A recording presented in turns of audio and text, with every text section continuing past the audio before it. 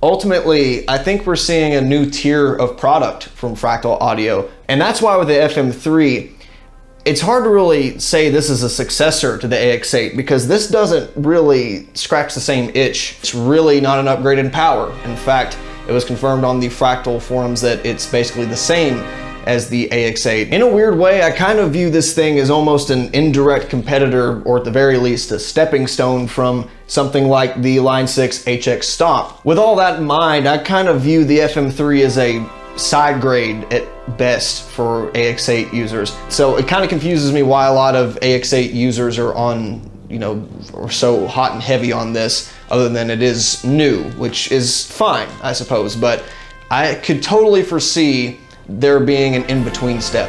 Just like this is kind of the HX Stomp for Fractal Audio, I could see there being a more Helix LT, full-blown Helix style Axe-Fx 3 floorboard for $1,500, $1,600. That's the one I'm interested in.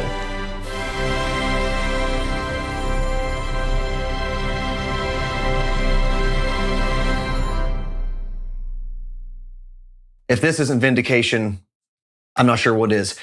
The smug levels are going to be completely off the charts in this video, so I could be totally immature and say I told you so and all that garbage. So that's exactly what I want to do.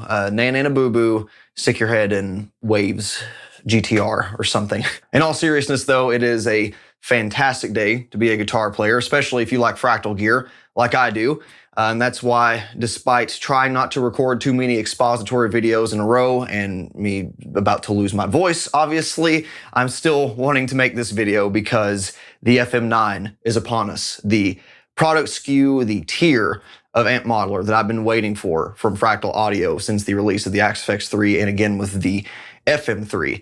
And there's already been a couple units out there that some great guitarists have their hands on, Leon Todd included, so I will definitely be watching his content even more closely over the next several weeks until at least mine gets here. That's right, these past couple of videos with the 3rd gen Axe-Fx products coming out, I've been saying I'm not interested. This one ain't for me. There's some great tech going on, but this one is just not going to do it. This is not going to replace my beautiful AX8 in the way that I use it. And I think this is the product that's going to do that. It's not 100%, it does not tick every box I could ever want for the perfect successor, but there's going to be no such thing as a perfect successor. And I think they absolutely nailed all the features that I really care about in order to actually make a replacement unit for the trusty AX8. Now, before I let my excitement make me get ahead of myself, there are some things that I need to address in terms of how this is going to affect my channel output in the future, because I'm going to be honest, this release has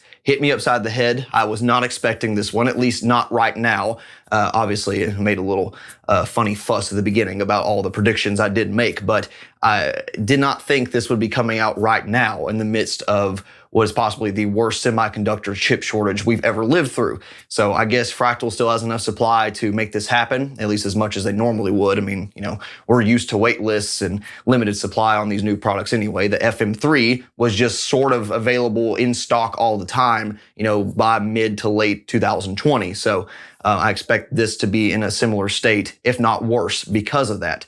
So I didn't really plan on there being a new Fractal product, and honestly, I'd almost written off it coming out, this tier product coming from Fractal at all. I'm sure the Quad Cortex has something to do with that at its $1,600 price point, which the FM9 is as well. And though I've not had any hands-on time with Neural DSP's unit yet, after hearing some demonstrations and seeing the features between the two of them, I think Neural has some serious catching up to do on this price point. Maybe for some of you, the portability factor and the controls and touchscreen and that sort of thing will outweigh the performance and functionality of Fractal, but everything else is far more important to me, so we'll certainly get into that. So with that said, some of you might remember from last year that I reviewed the Line 6 Pod Go, which continues to be Line 6's most budget-friendly way of achieving the Helix sound, at least in a physical modeler. There is a review in the works for the Kemper, probably a few years too late, but still I've spent quite a bit of time with it in my current workflow, and I thought it'd be worthwhile to show off some of the things that I would have liked to known going into trying one of these things. And I figured, if we're going to go through all that trouble, why not check out a 3rd gen Axe-Fx, Fractal Audio product. And then we can do a big shootout and, happy days. We can cover all the stuff that I've always wanted to see in one of these huge blowout videos. A couple things with this. Number one, the Neural DSP Quad Cortex complicates things. I'm not terribly interested in that unit as much as I am the FM9, obviously. And besides adding a ton more work and expense and time to a probably already overweight concept, I'm not quite so sure how much value this is going to be adding, because there's a lot of other content creators already that have beat me to the punch, at least in a lot of the tests that I would be doing. Now, there's some things that I would still like to compare in their individual videos. How well does this cop the tones of this real amplifier, or what are the pros and cons in using them? How close can you get? Which, things like this. But I'm not so sure that the overall shootout concept is one that's really going to be worthwhile, especially with the release of the FM9. Unfortunately, this little self-realization has come a tad bit too late, because I've had this for several months at this point. Still have the screen protectors on, the inspection tag. Obviously, I was not planning on keeping this thing, and technically, I did not buy this. So, still keeping true to my word in that last video. You guys did. Thank you, AdSense. So this was going to be a, try it and flip it and let it go to someone that would actually get some enjoyment out of it. Because the only content I was planning on making on this was a fairly in-depth review, the shootout, and then let it go. Because everything that this unit is capable of, the AX8 is pretty much capable of as well. Now, obviously, you get more channels, so you can switch between more drive sounds and amplifier sounds. But, between the 4-cable method capabilities, the added audio interface is cool. But other than that, all the tutorials that I did on the AX8 still carry over to the FM3 for the most part. The FM9, however, is a totally different ball game. So I say all that to ask this question, and I'll probably put this in a separate post with a poll. But would any of you be interested in still seeing content on this thing? Because in my opinion, all the other content creators, Leon Todd included, have pretty much covered everything that needs to be covered about this unit. And I just picked this up because you could finally get one, and it was, and of course continues to be, the least expensive entry into 3rd generation Fractal Audio sounds. So if you would like to still see videos on this, let me know. I can work on them while I wait on the FM9. But when the FM9 gets here, this is going away. So for those of you that would be interested in a practically brand new Fractal FM3 at below market value, definitely keep an eye for it. The AX8, by the way, is not going anywhere. I have way too much sentimental value with that piece of gear, and it's still a great backup. It still kicks all kinds of ass. So with all that out of the way, let's cover a few of the things that make the FM9 the Goldilocks product that I've been looking for. Probably will be for a lot of you as well if you're a fan of the AX8. Would like a little bit more upgrade in usability, but think the AX8 and adding a bunch of foot controllers is not exactly the most elegant nor cost-efficient solution. So there are some things that are drawbacks compared to their top-tier performer, as you would expect. Obviously, they still have to sell AX8s, and so there's going to be some product segmentation and that sort of thing. This is not an AX8 motherboard processor in a floorboard unit. It's just not. It's a little bit less powerful. It does not have some of the same features like as many delay blocks, or doesn't have a tone match block, which is a little bit of a bummer, but you can still import them as impulse responses, so that's still probably good enough for most people. It also falls short one drive block compared to the AX8, but that's still one drive block that it has ahead of the FM3, so instead of up to 8 different tones, you could potentially have now 12, since you have 4 channels each, or, put some in parallel or in series and have, well, pretty much infinite at that point by the time you blend them. It also retains the dual amp block and dual cab block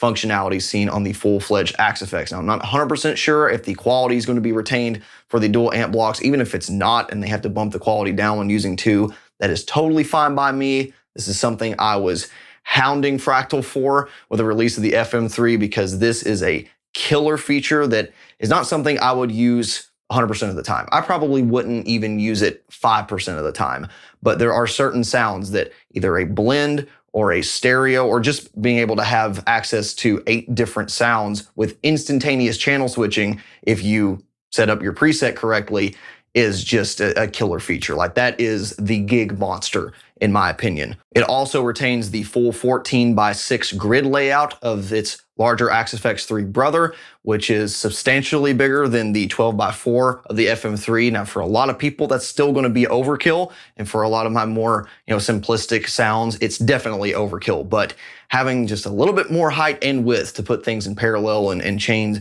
different delays or multi-delays or choruses and reverbs together is certainly welcome. And I think this is going to be one of those products where you buy this now, and that added functionality is going to age very well over time and will probably save you a lot of purchases down the road. Upon seeing the announcement of the FM9 for the first time, I scrolled directly past the front face of the product and right to the I/O, because this is what was going to make or break this product for me.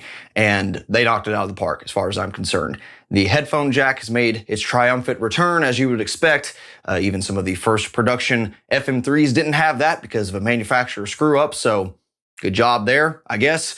Obviously, you still have instrument input. This time, though, just like the AX8 it is variable impedance, meaning the unit can more accurately mimic the effects of a fuzz pedal, for instance, with its volume roll-off and frequency attenuation behavior than something like the FM3 or AX8 could with its fixed impedance. Now, this isn't, rocket science. Even the Pod HD had this functionality, and of course the AX8 does as well. But having this in the full-fledged floorboard unit is a huge plus to me, because there's going to be a lot of guys out there that like these vintage effects up front in their signal chain, and they were not getting that same behavior on an FM3 for their gig rig. So that's great. In addition to the 2 output setup, which was sort of standard on both the AX8 with its effects loop and the FM3, we now have a 3rd input and output section to do basically whatever you wish. If you want to have a couple different pedal loops, if you want to do what I'm very much looking forward to, running an amplifier in 4-cable method, but also being able to run that full signal path to both a FR cab or front of house, but also send a stereo leg of the signal path to a full range flat response power amplifier and into a regular 2x12 or 4x12 guitar cabinet. It probably sounds insane the way I'm describing this, but I think once we see this in action, it's going to be a very, very cool experience for a lot of us. This is something I did in mono on the AX8 or did in stereo one at a time, but I think this is going to be a killer gig and live setup for a lot of people. SPDIF out has been sort of a standard feature since the AX8 and of course made its appearance on the FM3 as well. But now, just like the full-fledged AX8 we have SPDIF in, which will make this a serious recording studio tool, especially for those of us that have maybe a smaller setup like I do. Now, if you have just a MacBook or a Windows laptop and the only piece of gear you're using is like an FM3 or a small form factor desktop amp modeler, then USB audio is absolutely great, and I'm very glad that it's carried over here. If you want to make this your central hub, your one audio interface, you can do that, and that's awesome.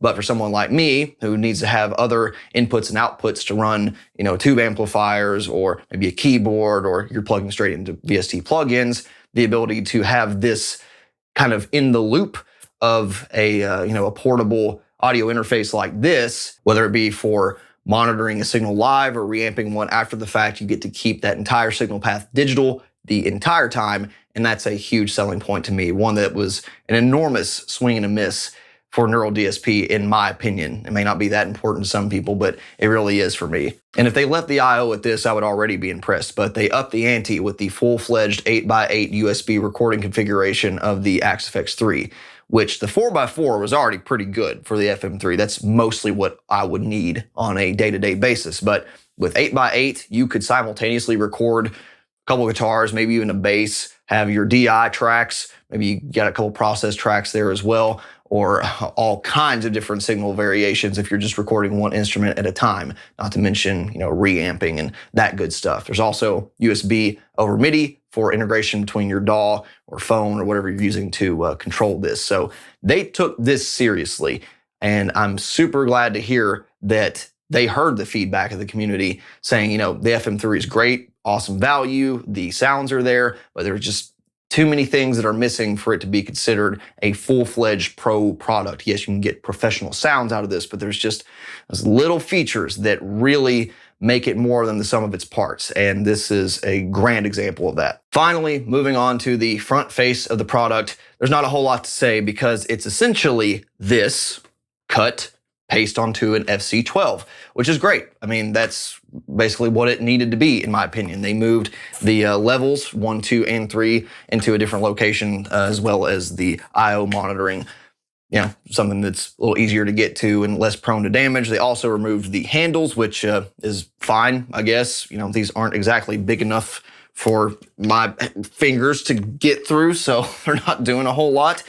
And, you know, I think in general, someone's either going to use this as a standalone unit and that's it, or they're going to mount it to a slim pedal board to put, you know, one of the expression pedals or two next to it. That is another one of the I/O changes. It doesn't have the dual switch functionality like the FM3 does, so you either have 3 expression pedals or up to 3 switches, where this could do 4 switches because of that. But I think for a lot of people, that's not going to be a big bummer because it already has 9 switches on the thing, so you don't probably need a whole lot unless you're controlling outboard analog gear. And at that point, what are you doing? You got a Fractal FM9. You probably don't need all that anyway. Now, there were a lot of people that came to Fractal's defense on their choice to limit this to 3 foot switches because they are multifunctional. It's not like the AX8 where they kind of do 1, maybe 2 things per screen. You know, this, depending on whether you double tap or long press or single tap, you have access to basically everything. It just depends on how many views you want to go through. But I didn't even have to play this unit to tell you my opinion of this, and it was only validated by using it. It's not great. I mean, for a lot of people, I think it's going to be perfectly adequate, but I would much rather take 6, even 4 or 5 dumb switches over this configuration here. Now you take this and apply it to 9, now we're talking. That is, I think, the overall intention, because now you don't have to go through as many menus. You can change your setup on the fly and it all kind of makes sense. But I would not be comfortable using this as a standalone unit for the kind of music I play. There might be, you know, a couple people out there who have 1 or 2 presets, a couple scenes per preset, you access your tuner, you can get used to it. I'm sure it's fine for a fly gig type scenario.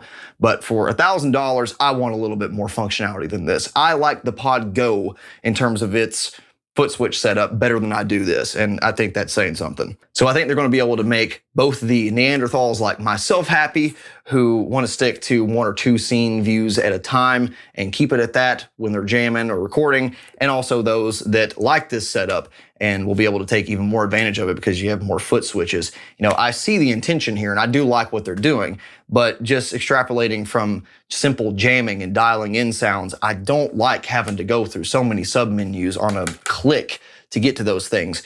So the fact that you can probably marry the 2 approaches with more foot switches is, I think, the right call. So closing thoughts and plans for the FM9. Yeah, I'm extremely excited for it. Cannot wait to get my hands on one. I think this is going to be a huge success, especially for AX8 users who are looking for just a little bit more in every regard. This is it, in my opinion, if you want to stay in the Fractal universe. I think this ends up looking like a reactionary product to the Neural DSP Quad Cortex. I'm assuming this has been in the works for a long time, probably in parallel to the FM3 in many ways, since they have this modular FC12, FC6 chassis. I think it's great that they can, you know, put different parts in it and make different SKUs based on the same footprint. But it does end up looking more like a catch-up game to Neural DSP rather than maybe they could have taken some wind out of their sails. And I'm glad there's competition. I'm glad that there's some, you know, some more meaty products coming out in this $1,500 to $1,600 price range. It's, to me, the sweet spot for most people. I obviously don't know what Fractal sales look like, but considering the state of the used market with Axe-Fx 3 Mark 1s, Mark 2s, and FM3s still going above MSRP, I would say they're doing just fine. And I think they'll continue to do just fine. And the FM9 is just going to be a whole new avenue of things to sell for them. And will probably have more demand than they have supply. And that's a great thing. So hopefully I'll get mine sooner rather than later. And when it does come, my immediate plans for it are to make some sort of rudimentary review, nothing crazy. There's, again, not a whole lot that hasn't already been said about this 3rd gen Fractal Audio product ecosystem. It sounds great. We all know it's going to sound great. It's the usability and just some general thoughts, I think, that will carry over. So probably be your curiosities about it. There will certainly be a few new technical demonstrations and tutorials in terms of, 8, 9 cable method, whatever that ends up coming out to be, for certain setups and crazy stuff we couldn't do on the AX8. But again, just like with the FM3, I'm not going to cover the same ground. I've already done 4 cable method with AX8. It's the same thing on this. We've already done automation in Cubase. It's going to be the same thing here. So I'm not going to cover the same ground. Refer to those videos if you want to see how some of that stuff works. But I'm sure there'll be 2 or 3 things I can come up with to do specifically about the FM9. And finally, again, I would very much value your feedback and how you would like to see this compared to other products existing on the market. With Helix and Kemper, these things are kind of Axe-Effects Gen 2 age-wise, and the Quad Cortex coming up. I don't know that it makes a whole lot of sense in terms of having almost 10, 11 years of products being compared in one video versus, analog gear or my current pedal board or whatever it is. So I've not thought of the most efficient, most straightforward and logical way to do any of these comparisons. So I think there's things that I want to see. I would like to know what you would like to see, and we'll go from there. Maybe it won't happen at all. Maybe we'll do something more stripped down or more focused in different chunks. And I would still certainly like to have the conversation and comparison of modeling qualities between one processor and another, and then of course get rid of those that I'm never going to use again after that video or set of video. So let me know what you would like to see, and the FM9 is going to be here. May it live long. So that's pretty much that. Any other questions, comments, leave them down below, and I'm out of gas for today. Thanks for watching. Bye.